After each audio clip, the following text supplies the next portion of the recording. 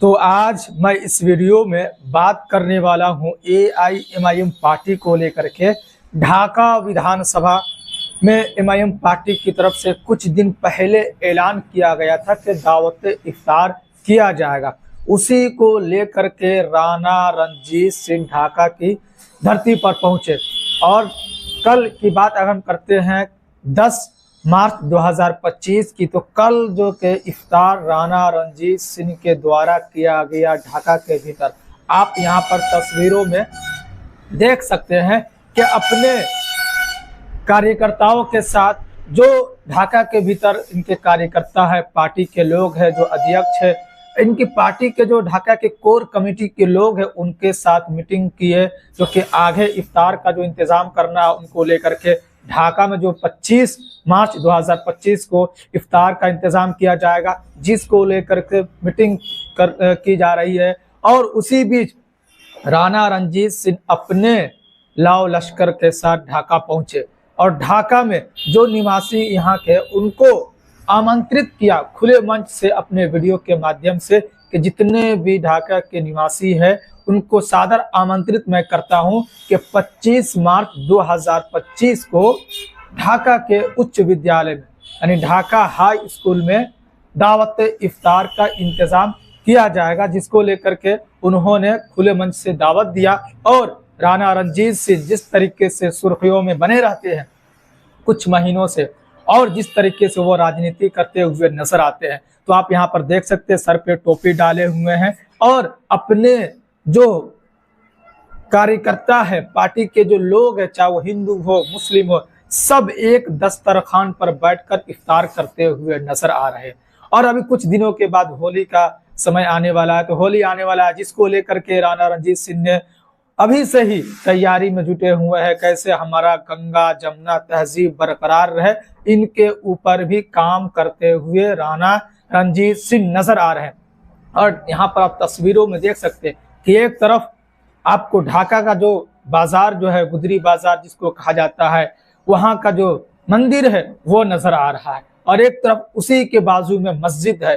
तो ये संदेश देने का कोशिश राणा रणजीत की तरफ से की जा रही है कि देखिए हम सब धर्मों का सम्मान करते हैं, एक तरफ मंदिर है, एक तरफ मस्जिद है, और हम बीच में बैठकर इफ्तार कर रहे हैं। तो ढाका में आज यानी कि 10 मार्च 2025 को राणा रणजीत सिंह की तरफ से इफ्तार किया गया और ढाका वासियों को आमंत्रित किया गया। जब उनका आयोजन किया जाएगा, इफ्तार का जब आयोजन किया जाएगा, दावत इफ्तार जब किया जाएगा, एआईएमआईएम पार्टी की तरफ से बैरिस्टर असदुद्दीन ओवैसी साहब की पार्टी की तरफ से ढाका की सरजमीन पर पहली बार दावत इफ्तार का इंतजाम किया जाएगा, जिसको लेकर के अभी से ही राणा रणजीत सिंह तैयारी में जुटे हुए हैं। कोई कमी न रह जाए, अपने कार्यकर्ता के साथ, अपने कोर कमेटी जो ढाका के हैं उनके साथ मीटिंग कर रहे हैं और किस तरीके से हमको करना है, कितने लोगों का इंतजाम करना है। और खुद उन्होंने मैसेज दिया कि अभी होली आने वाली है, हम सबको मिलजुल कर रहना है, किसी के बहकावे में नहीं आना है, हमको हिंदू मुस्लिम एकता का मिसाल पेश करना है। और सर पे टोपी लगा करके इफ्तार, और ये कोई पहली बार नहीं है। राणा रणजीत सिंह जब सुर्खियों में आए थे, तब जब उन्होंने नामांकन दाखिल किया था टोपी पहन करके, तिलक लगा करके माथे पर, और उन्होंने एक संदेश दिया था कि हमारे देश में हर धर्म का सम्मान होना चाहिए और आप कहीं भी रहे सुरक्षित रहे और हर धर्म का आप सम्मान करें। जिस तरीके से मैं हर धर्म का सम्मान करता हूँ, टोपी भी पहन सकता हूँ, तिलक भी लगा सकता हूँ, हर चीज कर सकता हूँ। और आप यहाँ पर तस्वीरों में देख सकते हैं कि टोपी पहनकर सर पे, और अपने जो चाहने वाले हैं, अपने इनके जो लोग इनके साथ जो रहते हैं, आप उनके साथ बैठ करके इफ्तार कर रहे हैं। ढाका की अगर हम बात करते हैं, ढाका एआईएमआईएम पार्टी की जो इकाई है उनके साथ मीटिंग की है। उसके बाद से मीटिंग करने के बाद जब इफ्तार का समय हुआ तो उनके साथ बैठ करके इफ्तार भी करने का काम किया। और बहुत से ऐसे लोग होते हैं जो साथ तो रहते हैं लेकिन अपने आप को छुपाने का कोशिश करते हैं, टोपी तो पहनना बहुत दूर की बात। और बहुत से लोग ऐसे भी होते हैं जो टोपी पहन करके टोपी पहनाने का भी काम करते हैं। लेकिन फिलहाल अभी तक जो खबर है और अभी तक जो स्थिति देखने को मिल रही है, राणा रणजीत सिंह कुछ ऐसा कर नहीं पाए हैं टोपी पहनाने वाला काम नहीं कर पा रहे हैं। जो काम करते हैं खुले मंच से करते हैं, ताल ठोक करके करते हैं। राणा रणजीत सिंह चाहे वो किसी की बात हो, ताल ठोक करके बात करते हैं। सबकी लड़ाई लड़ते हुए राणा रणजीत सिंह नजर आते हैं। तो ये अभी एक शुरुआत है। 2024 लोकसभा का चुनाव लड़ा उन्होंने, वो भी एक तरीके से शुरुआत उनकी तरफ से की गई, और उसके बाद से अभी तक राजनीति में जिस तरीके से वो बने हुए हैं, उन्हीं के आसपास बिहार की राजनीति और एमआईएम पार्टी की राजनीति बिहार में घूमती हुई नजर आ रही है। जहां जाते हैं वो अपनी तरफ सब लोगों को खींचते हुए नजर आते रहते हैं। तो ये एक एमआईएम पार्टी के लिए और खुद राणा रणजीत सिंह के लिए एक अच्छी खबर है कि कम से कम लोग वो चर्चा कर रहे हैं।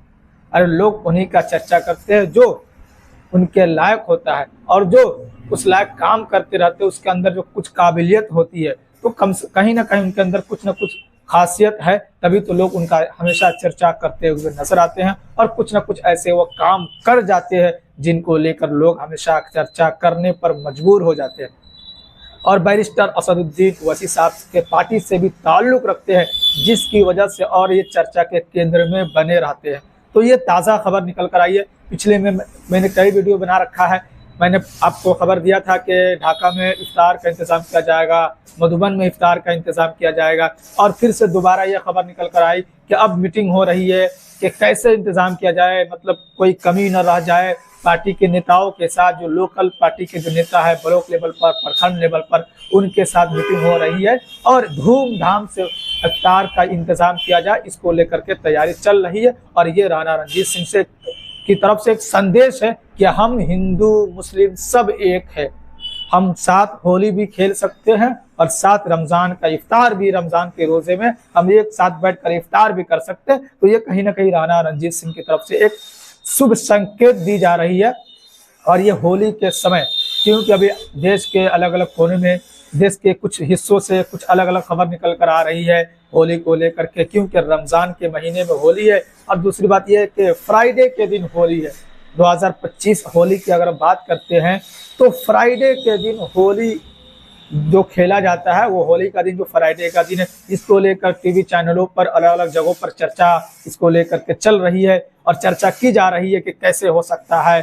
तो राणा रणजीत सिंह की तरफ से ये भी खबर दी गई और ये शुभ संकेत दिया गया कि क्यों हम नहीं मना सकते, एकदम मना सकते हैं। खुशी खुशी होली भी मना सकते हैं, खुशी खुशी रमजान भी मना सकते हैं, और खुशी खुशी हम बैठ करके एक साथ इफ्तार भी कर सकते हैं। तो अगर हम चाहें तो सब कुछ कर सकते हैं, अगर नहीं चाहें तो कुछ नहीं कर सकते। और गंगा जमुना तहजीब को बरकरार रखना यह हमारी जिम्मेदारी है।